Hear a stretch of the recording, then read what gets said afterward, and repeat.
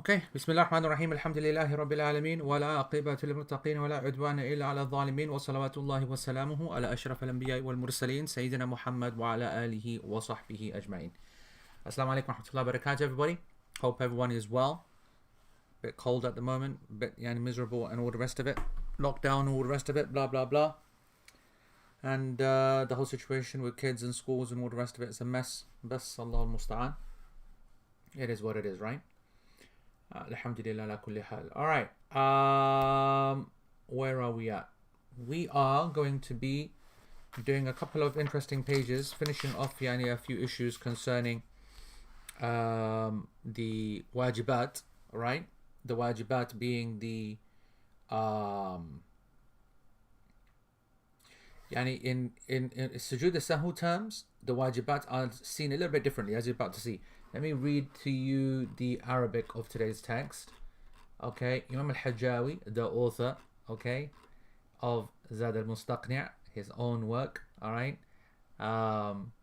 He said, alayhi rahmatullah, ايش قال؟ وإن شك في ترك ركن فكتركه ولا يسجد لشكه في ترك واجب أو زيادة.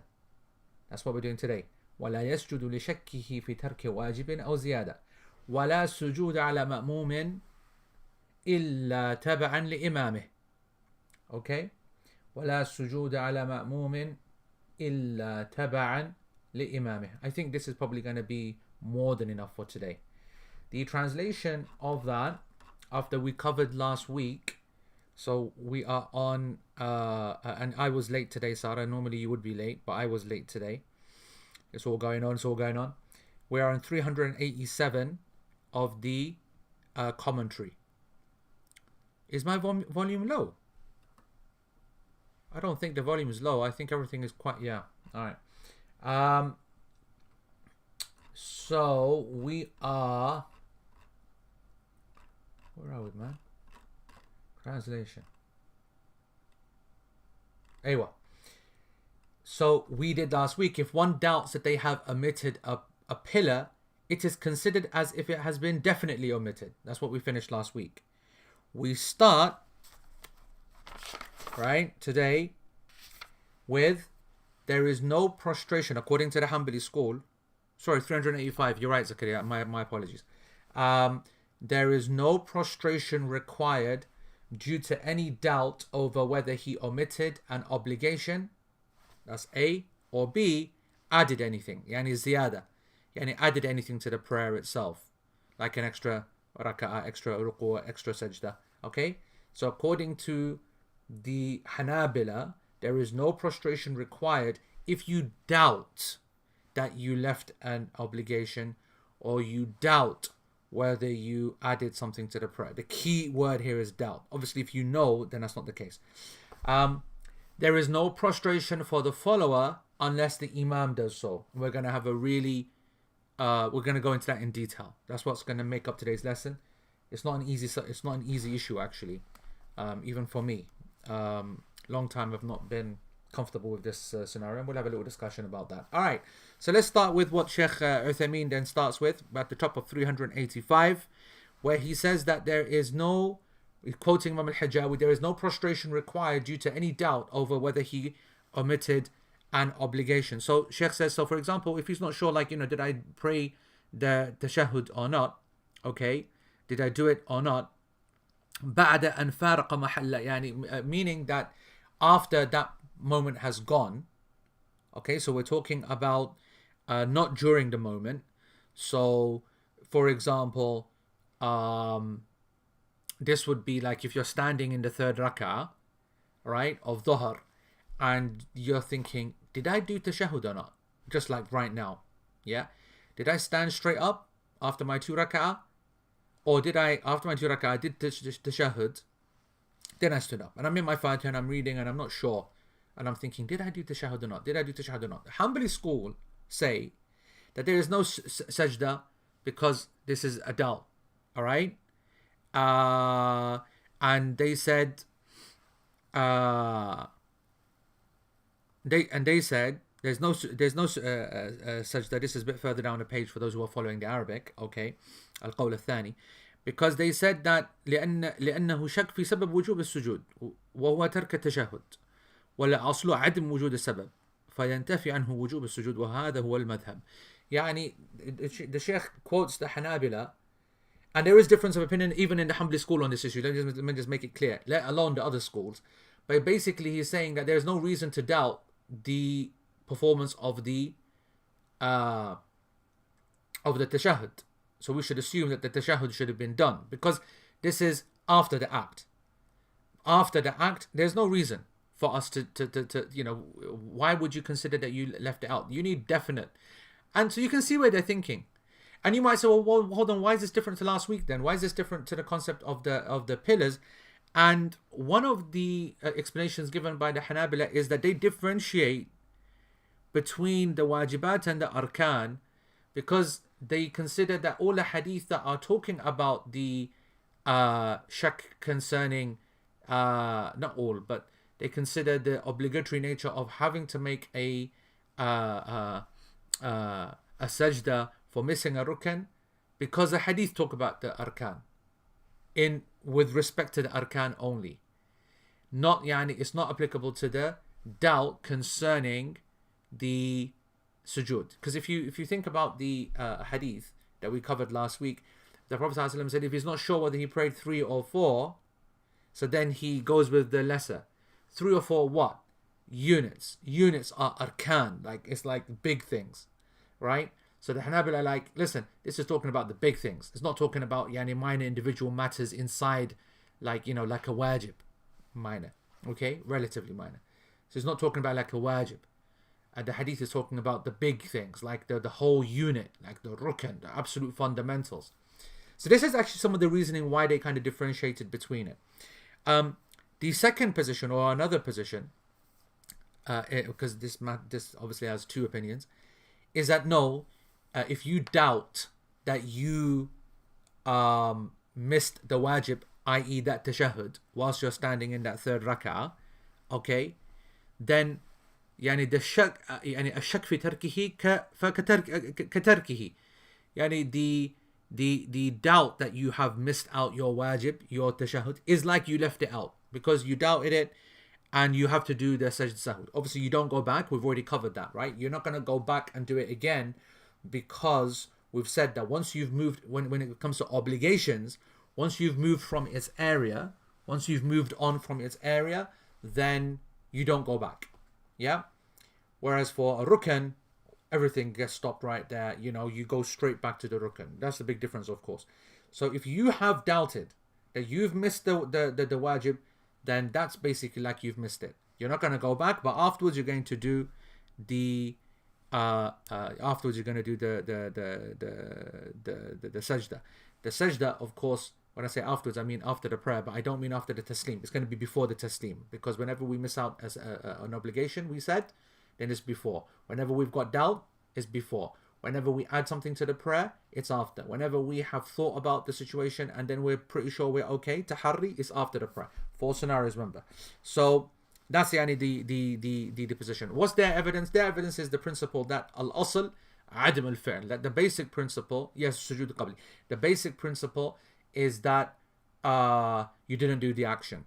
That's the asl. The status quo is that you never did the action. And so if you doubt it, then you've doubted in something which the basic principle is that you never did it. It's seeing it the exact opposite to the other opinion, right? In the other opinion, the other way of looking at it is that the asl is that you've done the action. There's no reason that you wouldn't have done the action. So you see, this is actually very interesting for students of fiqh, or maybe not for students of fiqh. I think it's just an obvious point when you're learning it. But for teachers, it's a really useful, example to explain to students, or to explain to the masses, not to students, to explain to the masses why scholars differ. Yasser Qadi, he messaged me the other day and he said, listen, I need some, give me some ideas for, give me those masail. He started this new series, right? He loves his, his thingy. Imran, Sarah's already written it down, and from last week, just check Telegram group, okay? So Yasser loves all of his controversy, right? He loves to be able to go into things that have got difference of opinion. He's absolutely addicted to it, the fish, yeah? So he goes to me, I need some masail in which all the four imams differed. All the four imams had an individual opinion. And he's got good intentions, of course. He always has good intentions. This is execution, which is a disaster. His intention is to indicate to the students why you need to be tolerant. It's all about tolerance and unity and all that kind of a class, right? So, so to show to people that we should be, tolerant. And he especially wanted examples. Now, obviously, I have hundreds of those because I teach mu'amalat. And in mu'amalat, for example, finances and contracts and things like that, it's very common to have all of the scholars have all different types of opinions. Okay? But he was asking for something far more difficult. He was not asking just for the fact that there's different opinions, but he wants to be able to show that they've all got different opinions because of the way they looked at it, i.e. because they differed in their usul. Now that is a lot more difficult to find. A lot more difficult, let alone in ibadat like this fiqh. This is kind of an example. It doesn't produce four different opinions, but this is an example of how an opinion can differ from a fundamental point of view. Because there is not necessarily a direct, explicit text that is going to be, that's for me, my text is for me, and your text is for you. I think the hadith is weak, is authentic, you think it's weak. That's like, easy kind of thing. No, a much more nuanced kind of example that would be interesting to the public, to try and make them calm down and realize to respect all of the madhahib and the scholars, okay, is when you show a person that, it is quite acceptable, don't you think, for you to think that the basic principle is that you haven't done an action, and therefore, if you haven't done an action because the basic principle is that we don't do actions, then if you've doubted that you've done the action, then that doubt should be given more strength, because the basic principle is that you haven't done an action, because we don't do actions unless we actually will them into existence. Getting philosophical about it. And then on the other side, another scholar could turn around and say, but we do these actions all the time, and you've moved on from that moment, and you don't normally miss it out. And once the action is there, we would need more than just a doubt to tell us that we haven't done it, because the normative position is that we're doing it. And the normative position is that I would always do it. And that the normative position is that there would need to be a damn good reason for me to not do it, or have not done it. So, depending upon how you start, you come at two completely different rulings. So anyway, this is like one of those examples, except that it only produces two. To find differing in your approach to lead to four different individual opinions is incredibly difficult. And I did give him a few. You know what? I gave him some examples, some of my own favorite ones from my own kind of, what did I say? What the examples that I gave?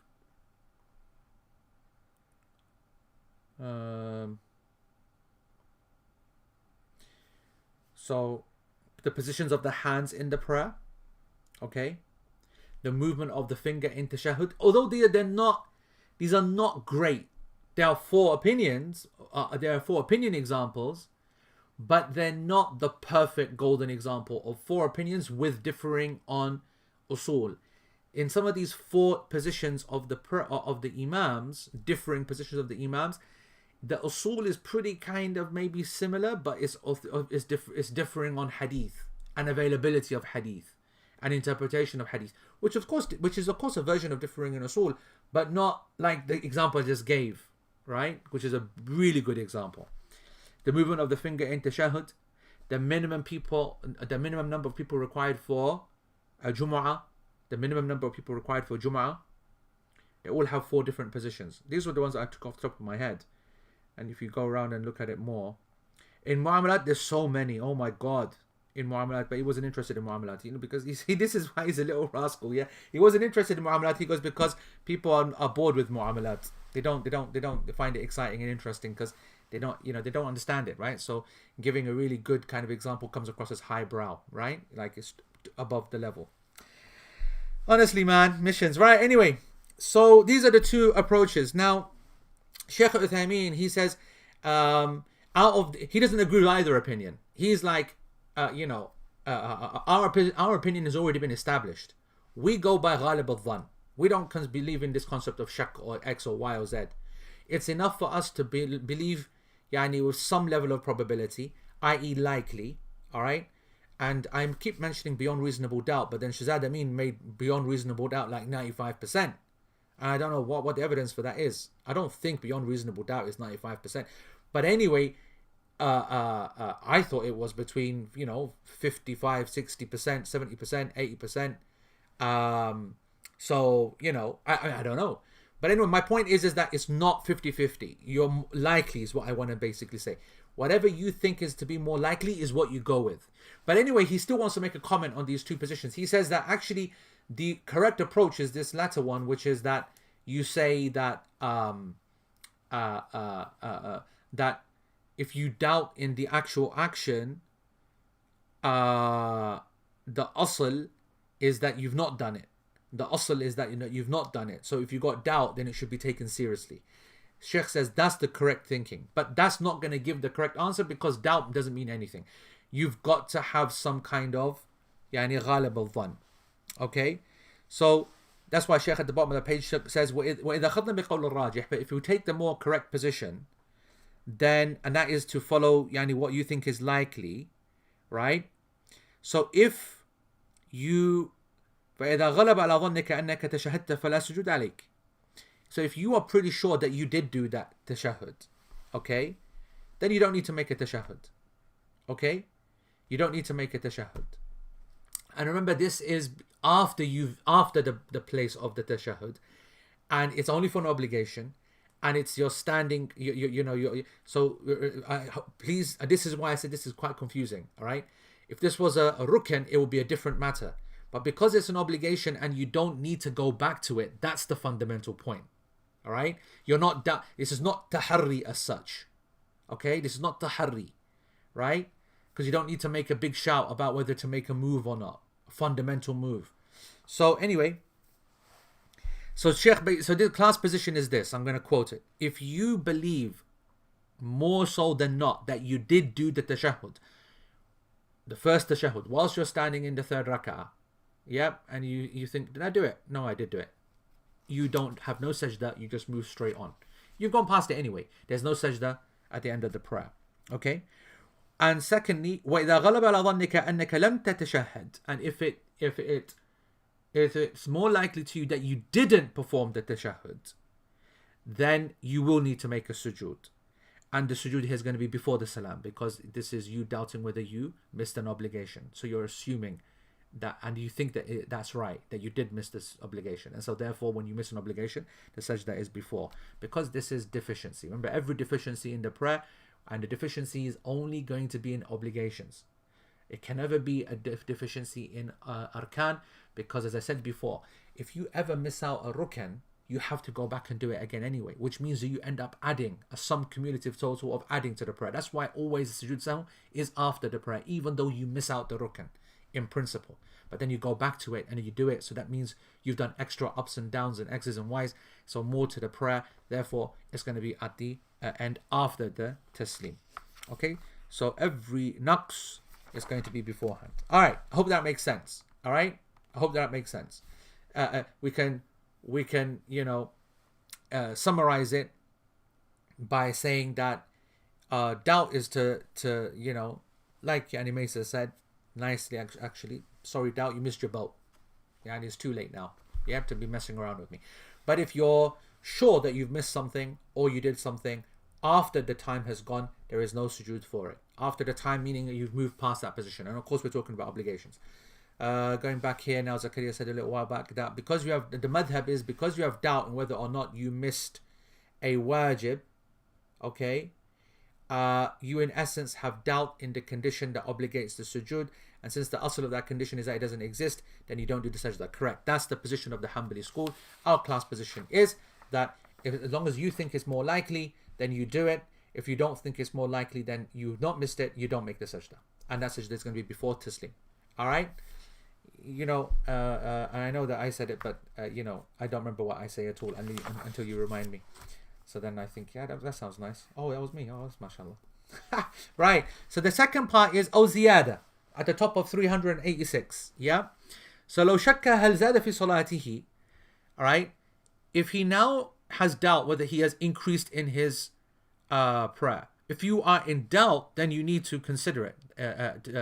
We said, if you are in doubt, if you are 50-50, right? If you are a 50-50, did I do it or not? And you got no preponderance, whatever, then you assume that it's not done. If you are in doubt.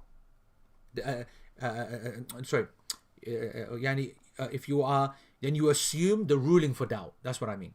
So 50-50, I don't know. I have a solution for this one. I don't know. I make the sajda before the taslim at the end. Basically, going along with that position. Okay? But we believe, but you see, what the Hanabila basically saying is that anything other than certainty is, that's the problem here. They're putting forward that anything other than certainty is going to be doubt. We're saying no, there's a position in between, that we believe that something is more likely. Yeah, we believe in that position, and based upon that, even though we're not certain about something, we will either do the sajda or not the sajda according to what we actually feel the preponderant likely position to be. All right, so now we're talking about increasing in the prayer. So according to the Hanbalis, if he doubts that he has increased into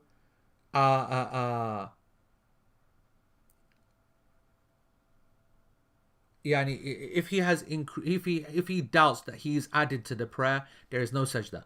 That's the Hanbali position. Why? Because the asl is that you haven't done that increase. So why would you?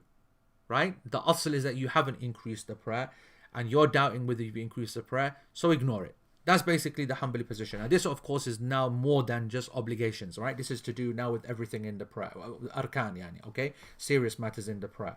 So the Sheikh gives an example. For example, شك في التشهد الأخير من صلاة الظهر هل صلى خمسا أم أربعة.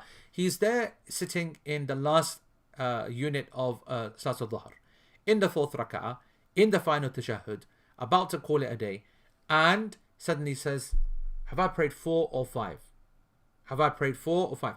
He definitely knows that he's prayed 4, but he actually thinks that he might have increased it by 1, so he's doubting in an increase. That's what it means by doubting in an increase. Okay, that's the scenario. Okay, so what's the position according to the Hanabila? The Hanabila are saying there is no sajda upon him.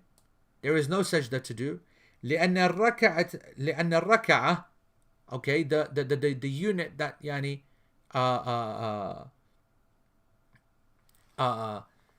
the minimum number of the 2 is 4, and there's no doubt about that. So he's got no doubt in his mind that he's definitely prayed 4. He's definitely prayed 4. And now that he knows that he's definitely prayed 4, and the possibility is that he's prayed 5, but he's already gone past the point of making some adjustment or not. That's important. He's gone past the moment, right?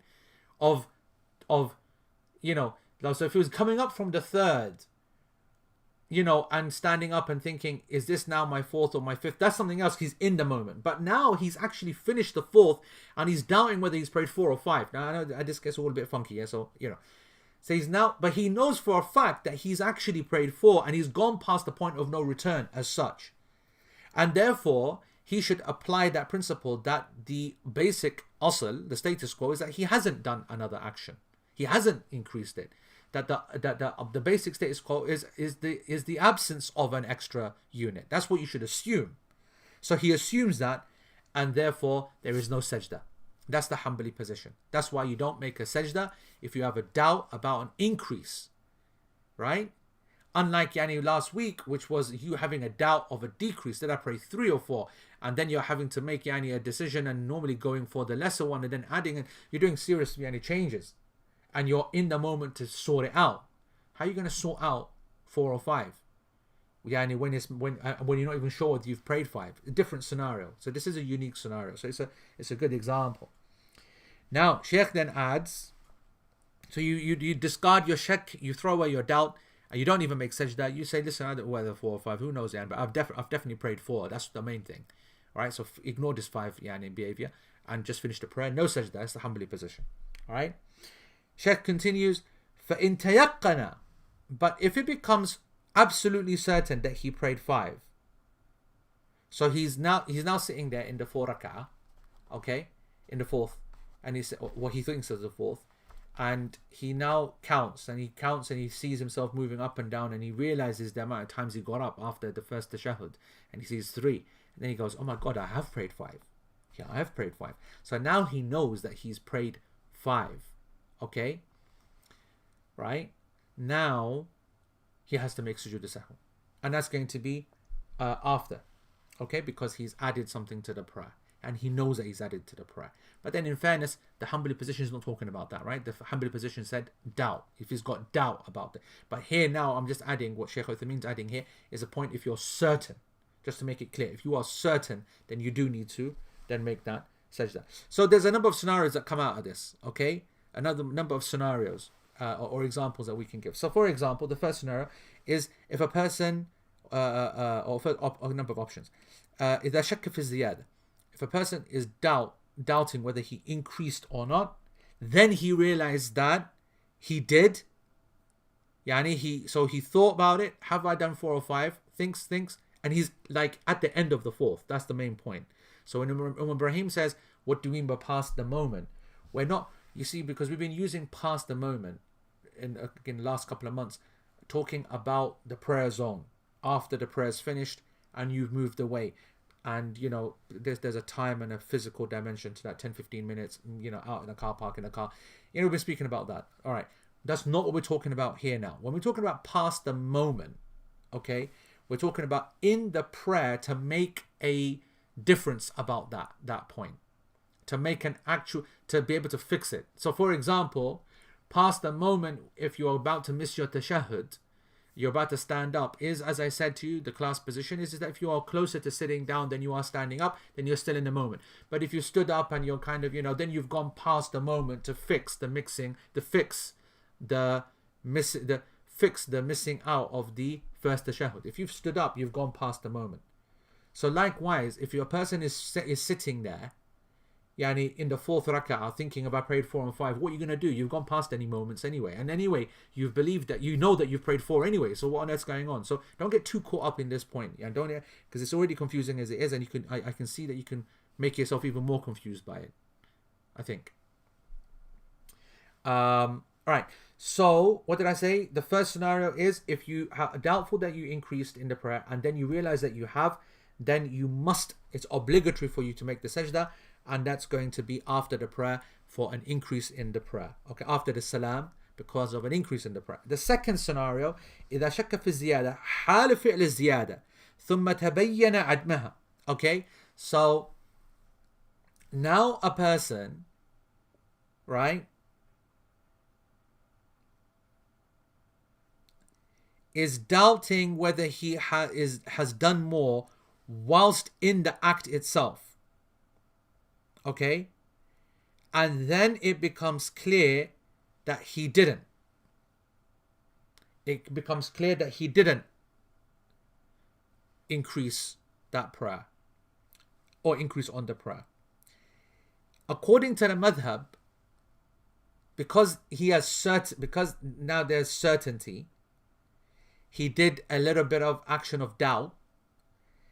According to the madhab, you must make the sajda in this particular scenario, because this rak'ah was done because of with doubt, mutaraddida, okay, and he wasn't sure whether it was likely or not likely. So this is during it.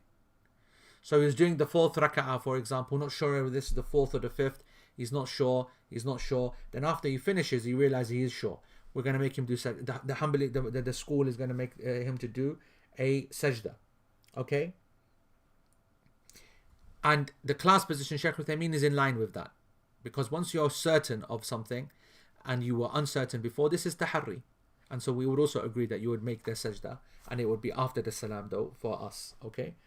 Al-Hala Thalitha, the third scenario, is if a person is doubtful about the increase but gone past it, then there is no sajda, because that the basic principle is that he didn't mess up and there's no reason for him to do a sajda, so there's no sajda, just like the text of the school says. Okay, and Sheikh then adds a point. He goes, we've got to remember that this doesn't apply to if you know for certain, and of course we know that because the author says if you doubt, if you have certainty about anything that you increased in the prayer, for example, okay, then you would do it. This is after the taslim, correct? This is after the salam.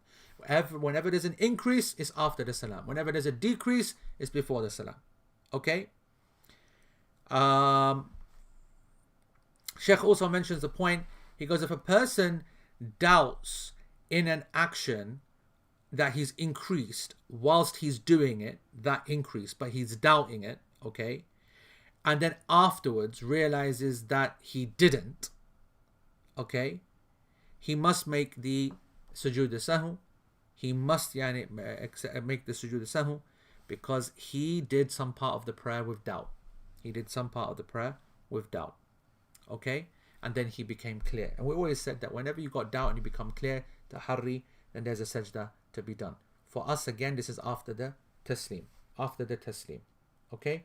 Scenario number 3 was if you doubt that you've done the increase, okay, after you've moved away from it. So you've gone past it now, like you're miles past. You're in the 4th rak'ah and you're doubting whether you did the 5th one or whatever. Okay? So I hope that makes sense. Listen. Honestly, there's a lot of detail here and a lot of yev or whatever. I'm going to summarize this for you literally like I summarized it last week and I summarized it at the beginning of this class. When it comes to when it comes to mistakes in the prayer, all of your problems and mistakes and issues, okay, all of them will fall into 4 categories, 4 possibilities. Doubt, missing an obligation with certainty, increasing an act of the prayer, having doubt and then becoming certain, what we call tahari.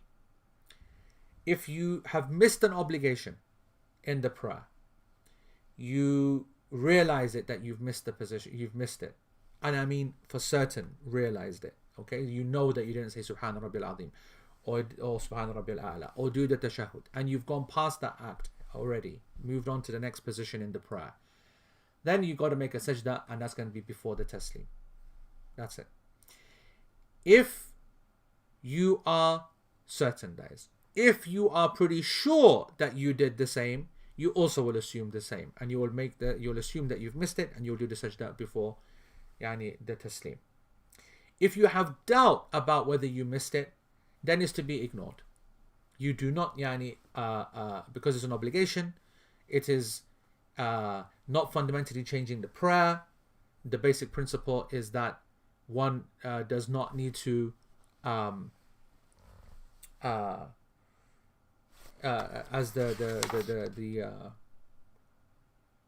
sorry. Just the last point I just want to edit. If a person has doubt and that they didn't do the prayer, they didn't do the wajib, and they're not sure about it, they're not it's not clear to them whether they did it or not, then they should not do the they should do the obligatory sujood sahu because of the doubt, and that's before the taslim. I might have messed this all up, by the way. I can't even remember now what I said in my explanation. Let me just start again just in case. If you know for certain that you missed an obligation and you've gone past its position, you've got to make sujood sahu before taslim. If you think that you've missed an obligation and you've gone past its position, then you've got to do sujood sahu. Then you go to sujood sahu, and that is before the taslim. And if you are not sure about you've missed an obligation or not, and you've gone past its position, then you should do the sujood sahu. If you are within the moment, that's 3 kind of examples. If you are within the moment of nearly moving on, but you're closer to doing the obligation and you can catch it, then you do it and you don't do no sujood sahu. All of that is to do with doubt. All of that is to do with missing out on obligation. If you've done any doubt then that's also before the taslim. So all of doubt and missing out things, all of doubt in any part of the prayer and any missing out obligations, they're always before the taslim. If you ever add anything to the prayer or you miss out a rukn, then you will always do the sujood sahwi after the taslim. Always. Okay? If you doubt it about the arkan as well and you can't remember doing it, you need to take then the lesser number, and you will end up if it's arkan, this is the point, arkan, you will then go back to it, and once you go back to it, you will automatically add actions to it. That's why it will be after the prayer. And likewise, if you've come across a belief in your head or thought, you think that you've done this or you think you've done that, and then you think about it and you realize that you're okay, you realize that that you had some doubt but now you fixed it, you would then do the sujood sahwi afterwards as well. So you've got 2 before and 2 after. The 2 before the taslim, 2 after the taslim. And this has already been put into some tables already, and I can even share one from my own fiqh salah notes which I wrote years ago, but Sarah did it, I think. But anyway, the point is that doubt and missing obligation before, adding to the prayer and doing tahari, becoming certain after having doubt before, then that is going to be after the taslim. That's a summary. That's all you need to know. Okay, folks? Right. And I will, and for all students, actually one of the students of Shaykh Uthaymeen, he summarized, not just from here, but from some of his fatwa that he used to give on the radio station and other programs on the issue of sujood sahwi. He summarized all of his teachings into a little kind of essay, okay? And it's called thingy, and it's a very well known piece in Arabic, and I'm pretty sure it's available in English as well. And it is a very good summary of this entire chapter, okay? And I will find it and I will put it in the group, because I think I do have it somewhere. I have the Arabic, maybe I might even have the English, but the English translation, I remember reading it years ago, okay? And it's fine. And this will make it super clear. It will make it super clear. But we needed to go through the evidences ourselves, because that's just lazy, just going through a translated document, okay? Right. Let's now go on to وَلَا سُجُود, okay? وَلَا سُجُود عَلَى مَأْمُومٍ إِلَّا تَبَعًا لِإِمَامِهِ. Let's actually do a couple of questions before we do this. Should the sajda sahwi be made for each mistake? I.e., you made a mistake in the first rak'ah of the tahajjud. So first of all, this is coming up later, all right, in terms of how many and so on and so forth, okay? And I want to take that in its right kind of place. You make a mistake in the first rak'ah of the tahajjud, but forget to do the sajda after the set of 2 rak'ah. You proceed, then make another mistake and say the 6th rak'ah, reminding you of the first mistake. Do you then make sajda sahwi twice? I think that's a bit different. If that's the same prayer, it's only going to be 1. But if you've got different ones, then there'll be multiple. But we will cover that. Okay, Asma, we will definitely cover that. Only in case of doubt on an obligation past the moment, we don't do a sajda sahwi. If you've got doubt of an obligation past the moment, we will do sujood sahwi. Okay? If you are in a scenario where you believe that you've missed something out, but you're not sure, okay, then we will.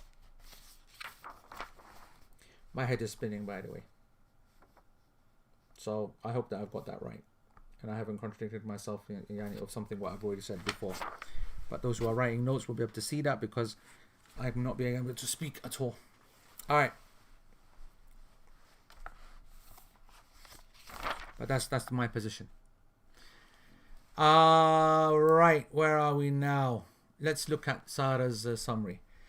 If you doubt within the moment about doing an obligation, do the obligation and no sajda. That's right. That's right. Missing an obligation with certainty. I don't know. That's the problem. Have any coke? Missing an obligation with certainty after the moment, sajda before taslim. Missing an obligation, most likely after the moment, meaning you think it's most likely after the moment, sajda before taslim. Missing an obligation with doubt and unsure about it after the moment, sajda before taslim because of praying with doubt. That's excellent. Sarah, that's absolutely excellent. That's exactly, so you see something in text is always better than person just mising it out.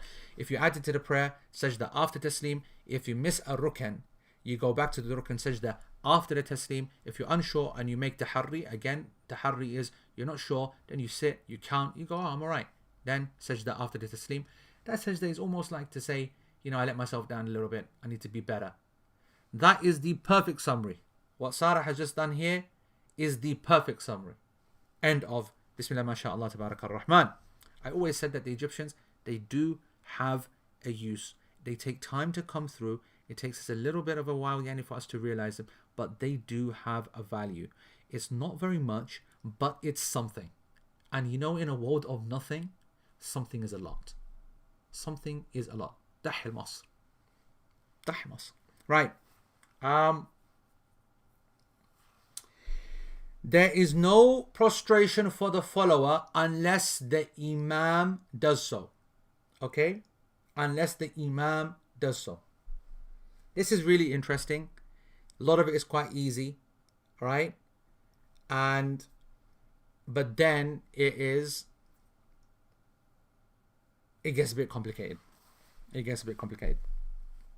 I love Egyptians, I just want to say. Right. And this, by the way, when we say there's no prostration, okay, when we say no prostration, we mean no, not for shak, not for ziyada, not for naqs. We're talking pretty much all of the sujood. Why is that? Because the Nabi sallallahu alayhi wasallam said, إنما جعل الإمام ليؤتم به فلا تختلفوا عليه. Hadith which is sahih. Let me give you the reference, page 67. This is about as authentic a hadith as it gets.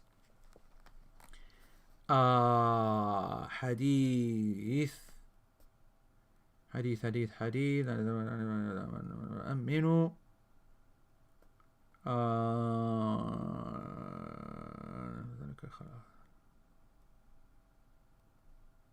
أيوة حديث بخاري.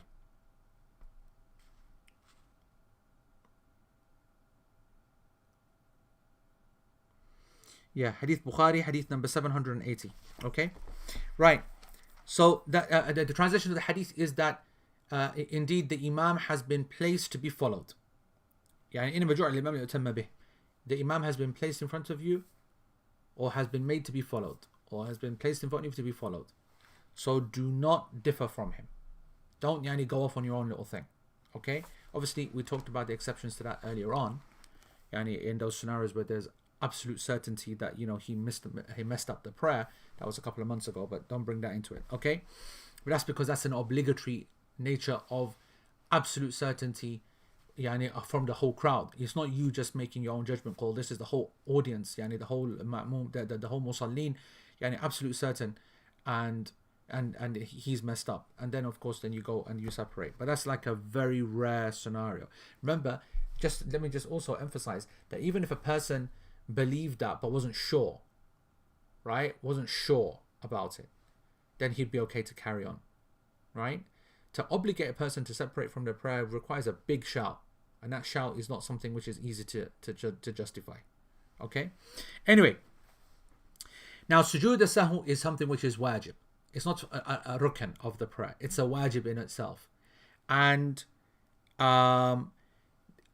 there's a basic qaida, fiqhiyya, a maxim. Okay? Hamza will enjoy this one. Al-wajib yasqut 'an al-ma'mum min ajli mutaba'at al-imam. That the obligations are pardoned when following the imam. Okay? Meaning that when a person is not when he misses out the obligations, like he forgets to say Subhana Rabbil A'la, or he forgets to do something else, but he's following the imam.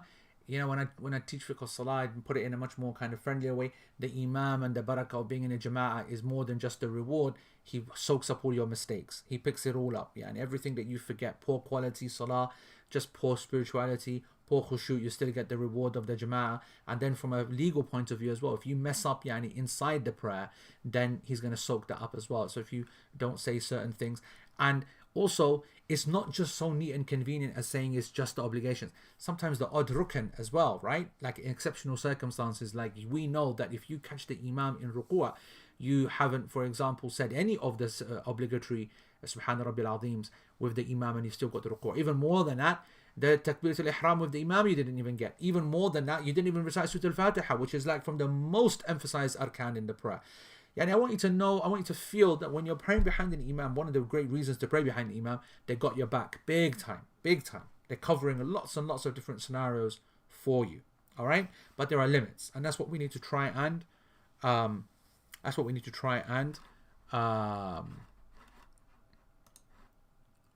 sugar, what have I just done? Okay, I clicked on the thingy to check that that's the one that I remember, and I've now gone off the I've gone off the portal. But this is the one. The formatting doesn't look great, but this is the one. So this is the one that we can share in the group as well, but this is definitely the one. Okay, folks. So I hope I'm still here, because I've completely left the portal. Yeah, I am. Yeah. Okay, good. Right.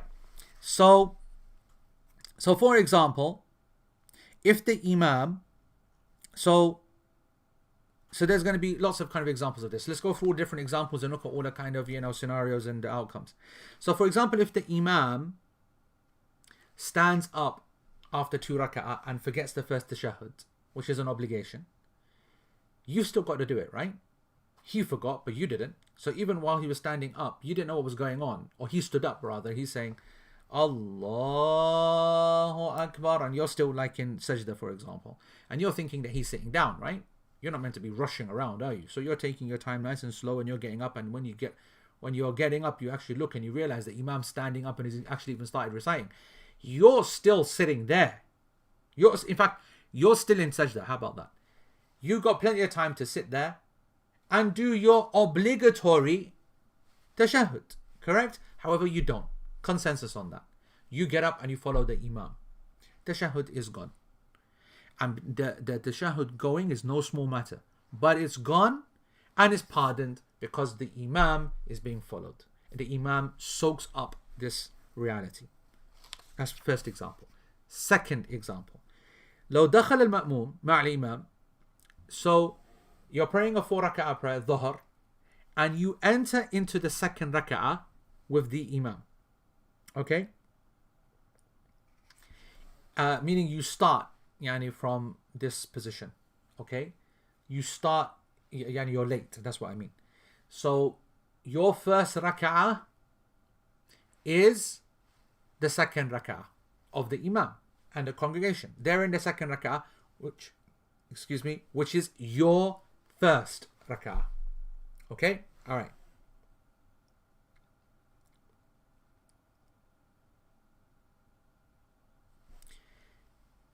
Your proper tashahhud al-awwal, your first tashahhud,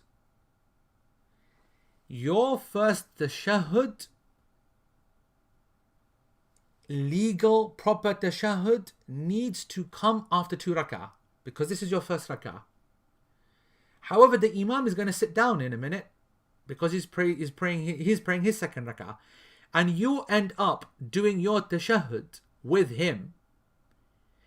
Perfectly okay for him and them in their second rak'ah, but not a legal tashahhud for you, actually, because it's happening in your first rak'ah. For you to do your tashahhud properly, it's got to be after 2 rak'ah, i.e. in the third rak'ah of the prayer. However, the imam's not going to sit down for you. He's going to carry on with the prayer. That shows that the obligatory first tashahhud that should be done in the third rak'ah of the prayer is going to be pardoned from you, and you are going to be expected to stand up and ignore the situation. Right? That's because your obligation, and when it should ideally happen for you, has been lifted due to you following the imam. Okay? It is obligatory to stand with him and to sit with him, etc., etc., etc. So, Sheikh says, فَإِذَا كَانَ الْوَاجِبْ يَسْقُطْ عَنِ الْمَأْمُومِ. So, if an obligation in the prayer is pardoned, all right, in the prayer because of following the Imam, okay,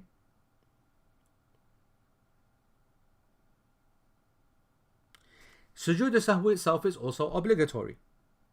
So this also is something which a person does not need to do because of the mutaba'ah, because of the following of the Imam. That you having to fix that. And that has been lifted just like the obligation itself was lifted. That's why even though you're in the wrong place and the wrong whatever, yeah, it's actually been covered by the Imam. Okay? And it is essential though. It is essential though. Okay? That nothing is left out of the prayer. What does that mean? We're at the top of page 388. Now I want you to understand that you must have started the prayer with the Imam. And when I say start the prayer with the Imam, I mean that there is nothing that needs to be made up afterwards. You can't be masbuq. If you are masbuq, yeah, what does that mean? It means the one who has missed the first rak'ah. Okay? Missed the first rak'ah means that you missed the ruku'. And that therefore after the salah you've got something to make up. Either 1 rak'ah, 2 rak'ah, 3 rak'ah, etc. All of this rule is based upon that. You have to have joined the Imam and caught him in the first rak'ah and nothing to make up after the prayer. That's the condition. If you have missed that first rak'ah or any more than that, then the rules are entirely different. And not only the rules are entirely different, you will almost always, if there are mistakes in the prayer, remaining prayer, do have to make sujood al-sahw, even though you're praying in a congregation. And that's going to be at the end of your prayer, when everybody else is gone and you're still making things up. I hope that makes sense. Let me give the examples to make it clear. So for example, there's a person, he is behind the Imam in the prayer. He's a ma'moom, he's a musalli, ma'moom, and a follower. And he forgets to say Subhana Rabbi al-Azim in the ruku'. He doesn't say Subhana Rabbi al-Azim. Now Subhana Rabbi al-Azim at least once is an obligation from the wajibat of salah. He's forgotten it. However, he is praying behind the Imam from the beginning. He did Allahu Akbar with him. He's absolutely from the beginning. Or he came a bit late and joined in Fatiha. Or even worse, he came and he joined him in the ruku', but he still caught the first rak'ah. This person does not have to make sujood al-sahw. If he was praying by himself, he would have to do sujood al-sahw because he missed out on obligation. Because he's praying behind the Imam and he didn't miss any part of the prayer, he does not have to do sujood al-sahw. That's point one. That's an example. Another example. If he came in the second rak'ah, missed the first rak'ah behind the Imam, and in that second or third rak'ah, whatever one, he missed an obligation, like Subhana Rabbil Azim in the ruku'. In this scenario, he now has to, after the Imam gives Assalamu alaikum rahmatullah, he stands up and carries on his prayer. He goes Allahu Akbar and he starts reciting Fatiha Bismillahirrahmanirrahim because he's got to make up another rak'ah. In this scenario, he has to do sujood al-sahw at the end of his prayer. At the end of his prayer, his own. They might have gone, they might still be there, it doesn't matter. Why? Because in this scenario, the hadith does not apply now. And Nabi sallallahu alaihi wasallam said, وَلَا تَخْتَلِفُوا عَلَيْهِ. Do not differ from him. If you were praying behind an Imam whilst you are all together, and everybody goes Assalamu alaikum rahmatullah, Assalamu alaikum rahmatullah, and you there, you go Assalamu alaikum rahmatullah, Allahu Akbar, right? Or even before, or let's say before the salam, actually to make it easier, right? At that moment, you've differed from the Imam. You've differed in the structure of the prayer and everything. And it's fitna, and that's disrespectful, and it's not allowed, and you're going against the hadith and everything, right? Now, if the prayer is gone and done, by definition you're differing from the Imam, because you're standing up and the nature of your prayer is going to be different and longer and maybe shorter and blah. He's not even there, the Jama'ah is not even there, you might have 3 rak'ah to make up. You're not differing from the Imam. And when I say not differing, I mean obviously you're differing, but you're not causing the difference, if that makes sense. You're not creating the problem. You are an obligatory different person now, and now you take individual responsibility. It's like I say that you lose the protection of the imam. Once you've got to make prayer up, you've lost the protection of the imam. It's similar like when we talked about in the chapter of the sutra, right? We said that when you're praying behind the imam, all right, then people can go up and down, up and down, up and down. And if you're on one of these really long kind of lines, and you join the prayer super late, and you're like, in some of these mosques, like, especially if you go to the haram and you join the jama'ah late, you're miles from the imam. As soon as the imam says, Assalamu alaikum wa rahmatullah, you are now naked. You are now not protected anymore. Now you got to start protecting your prayer zone now. You get what I'm trying to say? Because people are now walking up and down. You've lost his protection. Similarly, if you are going to have to get up now, and you've lost physical protection, you've lost like a legal protection, and you lost a spiritual protection as well. You make any mistakes, you've got to make sajda. All right? Okay? I hope that makes sense.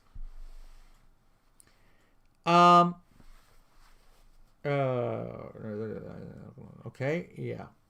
Because he's become alone. He's now individual in his prayer.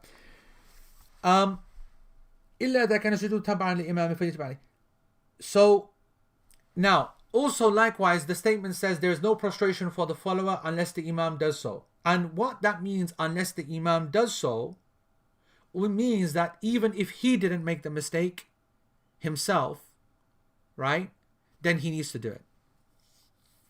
So I didn't forget to say Subhana Rabbiyal A'la. So for example, so if the imam gives a sajda, you're going to follow him. It doesn't matter whether you made a mistake or you prayed the perfect prayer or not. If the imam makes sajda, you must follow him, because the Prophet ﷺ said that the imam has been placed to be followed, and don't differ from him. So for example, and you will never know. So sometimes the imam will just go Allahu Akbar, and you're always, when you do that, you think, oh, he must have forgotten something, or he must have had some doubt. Your job is not to prove it or not disprove it. He might be charitable and turn around afterwards and say, yeah, guys, I forgot to say Subhana Rabbil A'la in my sajda. You would never know that, because you don't hear that aloud anyway. Only he can make that decision. That's why you always follow the imam. When he makes sajda, you follow him. If he doesn't make the sajda, you follow him. You don't know. So that's an important thing. It's not dependent upon your quality of the prayer. It's not dependent upon you. Okay? Now, Sheikh now mentions something interesting, and this is difficult for me. Sheikh says this is all about, when you say is this the class position, what we're talking about? Oh no, this is the class position. Yeah, this is a position that all the scholars accept, by the way, that the imam protects the shisma, the ma'mum, the musalli. That's the imam's. That's a widespread position.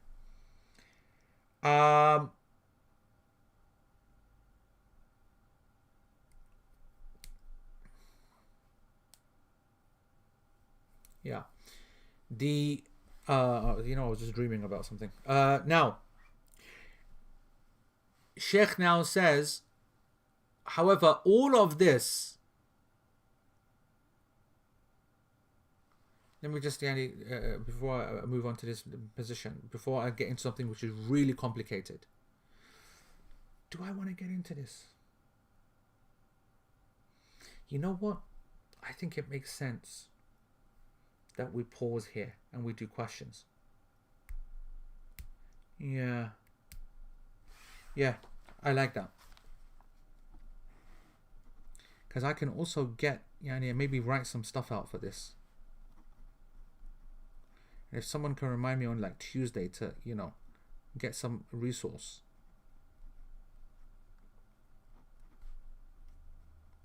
I think that's going to work out much better for everyone. For me and the explanation and everything. Okay? Yeah. So let's just do some of the questions here, folks. Okay, if you've got questions now on this subject, let's finish that off. Okay? Rehan, it's not just a long point. All right? It's actually very doubtful. I not comfortable with this issue. And it's a difficult issue, actually. So it definitely makes sense that we should cover it next week. Right. So a couple of questions. Just to be clear, this does not include the imam missing a rukn in which we have to break away if we are aware and they refuse to correct it. Correct, yeah. I made that very clear in the class just about 15-20 minutes ago. And it is... we covered that a couple of months ago. Okay?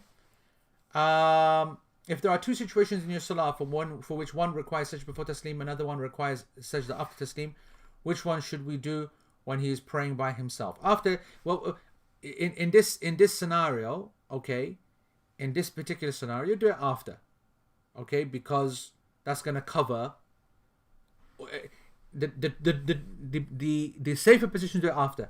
The practical point is it doesn't matter, because as we said, and you know what, I haven't thought it out in my head whether that's even possible. And there's no such thing as two sujood sahu as well. So it's kind of like, yani, you know, you're just creating a scenario that you haven't even really done. I think. I haven't ever thought about it. But I think the point is that there's no such thing as two sujood sahu. So it's only one. So there's no such thing if there are two situations. Right? But in fairness, you would say which one gets preponderant. Yeah, okay, that's a fair question. If there is only one, of course there's only one, which one should get preponderance? And the truth is that after will cover the much more likelihood of this reality. What do I mean by that? If you've got multiple problems, you've almost always ended up adding to the prayer. That's my kind of breakaway kind of like position, if that makes sense. That's my rationale for doing it after. However, as I said many times, and I will keep on saying it, if you did it before or after, it's acceptable. This is one of those matters that is acceptable to differ over. Okay? Class position, same as Shaykh Uthaymeen's position so far, yes. If you have doubted whether you have prayed 4 rak'ah, so you just want to finish off that point. Zakaria said, thinking 100%. Yani, I think that when you do it afterwards, you'll always cover all the issues. But anyway, regardless, if you have doubted whether you have prayed 4 rak'ah, so you stand up and then you are sure that you've actually prayed 4, do you continue the rak'ah, finish it, and then do sajda sahwi? Correct. After. This is tahari. Okay? Afterwards. If one forgets to do sajda and does realize it later, should the salah be repeated? Oh, I said this last week. That's coming up next week. Or that's coming up in a couple of weeks, and the answer is no. Okay? The salah is not repeated. In the Maliki madhab, a person can join the salah and stay completely silent, not even doing a bit of dhikr, other than takbir tahreem and one taslim, and the salah is valid. The imam literally takes care of everything. So this is not a million miles away from the Hanafi school as well. Alright? And a number of scholars actually, because of some hadith about the power of the imam. Right? But a number of scholars, they considered some of these hadith to be weak. I know that lots of people asking any random questions in the Telegram group. If you want to put them here, then do it now. Okay, we've got a few minutes to give to some questions. Okay, right. So the general maxim: obligations for the follower. Obligations for the follower in a jama'ah are pardoned in favor of following the imam. Sajda sahwi is itself wajib, so no sajda sahwi without doubt, addition or deficiency if one is praying behind the imam, except in absolute certainty as covered in previous lessons. Unless the imam himself does a sajda, then the ma'mum must follow the imam, because you don't know, right? If the imam misses a wajib and the ma'mum is certain the imam missed the wajib, they follow the imam. Yes, if one joins the jama'ah, if the imam misses a wajib and the ma'mum is certain the imam missed the wajib, they follow the imam.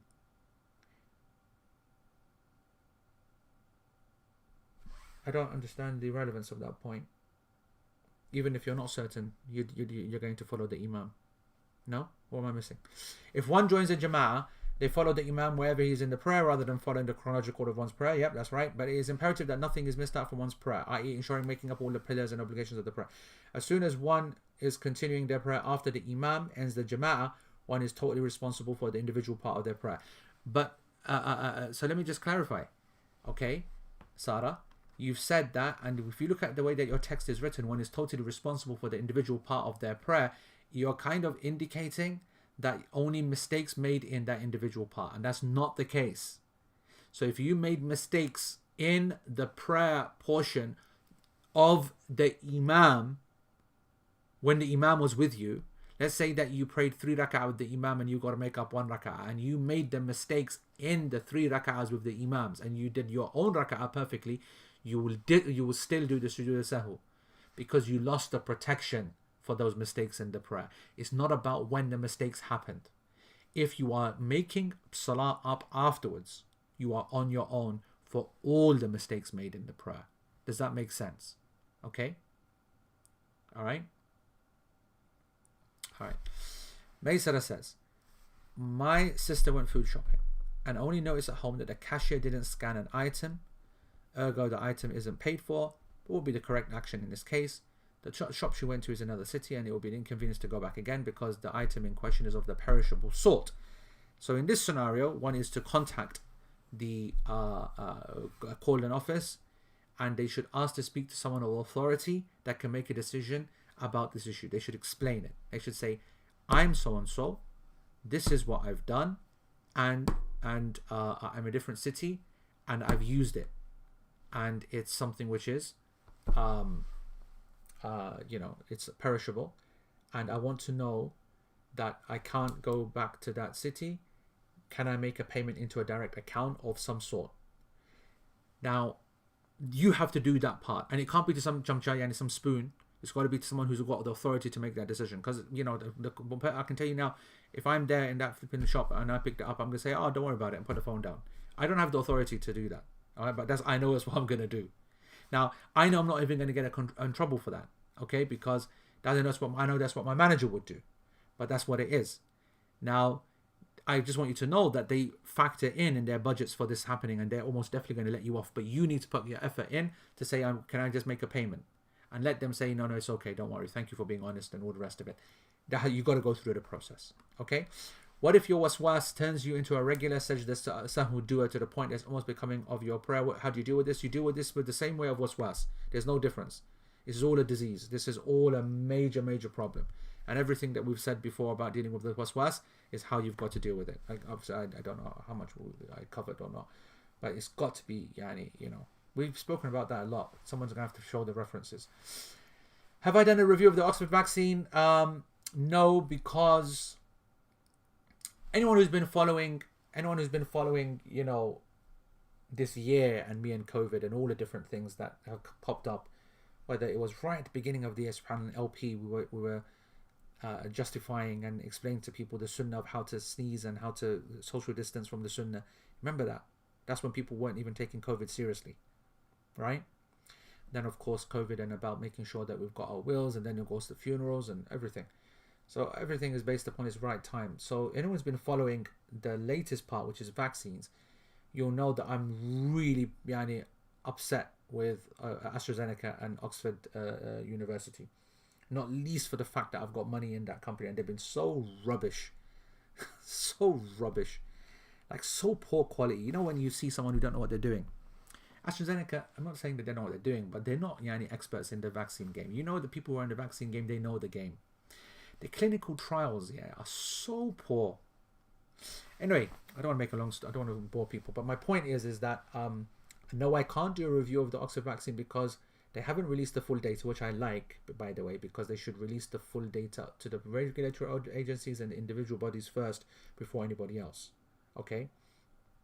So I like that. However, it's such a mishmash that, and when I give a review, I like to do it properly. I've done a lot of study into it. I know I know more about the Oxford trials and its data and the dosing schedules easily beyond 99.999% of all of mankind, because they don't care less. Obviously, it's my interest, but not enough for me to be comfortable with what to tell people to take, for example.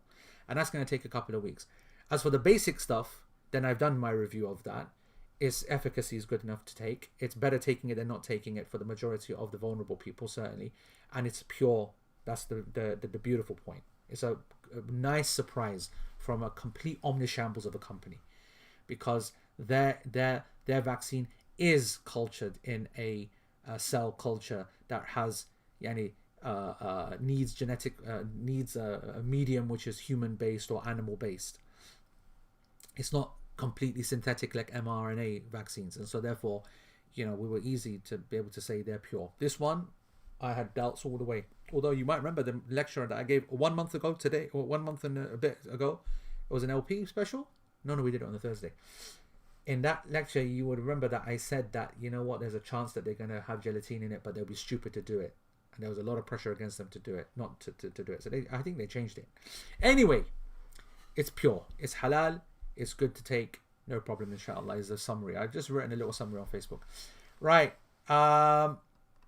If you have shares in a company which was Sharia compliant at the time of investing, but this company then announces a new revenue stream which may lead to a change in that status. E.g., the company is granted a banking license. Is it permissible to wait until the next quarterly result to see if the revenue from haram sources now exceeds 5%? Yes, it is permissible. Okay? I like your question, I like your detail, and I think it is permissible for you to wait. I do not think it's obligatory for you to sell your shares. Okay? As it may become difficult to work out what point the stock became non-compliant within that quarter, and therefore a percentage of the profits are halal. It's allowed for you to wait and to work it out. And I have no problem with that, regardless of whether it's difficult or not. If the imam misses a wajib and the ma'moom is certain the imam missed the wajib, they follow the imam in continuing with missing the wajib. They do not do the wajib and stop following the imam. Yeah. Correct. When teaching kids salah, is it okay that both parents pray with a bit of variation? Example, one doing rafa' yadayn and other not doing it. From one side, it feels perfect way of teaching young that some things are not hardcore and both ways are right, but on the other side, it worries me that it can confuse young minds. That is entirely based upon whether you think they're going to get confused or not. Okay? Obviously, when they're younger, you don't want to introduce the concept of confusion, and when they're a bit older, but still children, you can. So there's not an Islamic answer to that. Islamically, it's fine, but it's got to be done according to the system. According to the kid's ability. Ali says, in Maghrib prayer, you join the Imam on the second rak'ah and you end up doing 3 tashahhud. Is this correct? That is correct, yes. When you do nafil prayers, and there's no sajda sahwu there, there's just making up that extra rak'ah, that's all. The extra 2. When you do nafil prayers at Masjid Nabawi at Riyadh al-Jannah, because you don't have a sutra due to the number of people, should we do nafil prayers there or not? It's okay to do nafil prayer. I don't think it's a major, by the way. There's no hadith about the nafil prayer in Riyadh al-Jannah or any actual act of ibadah. But if a person prays there, it's fine. The place is meant to be taken opportunity for is barakah as opposed to specifics, like acts of worship. There's no evidence for it being there, but other than the aql, it's a place of paradise, therefore it's a garden of the gardens of paradise, therefore we should do worship in it.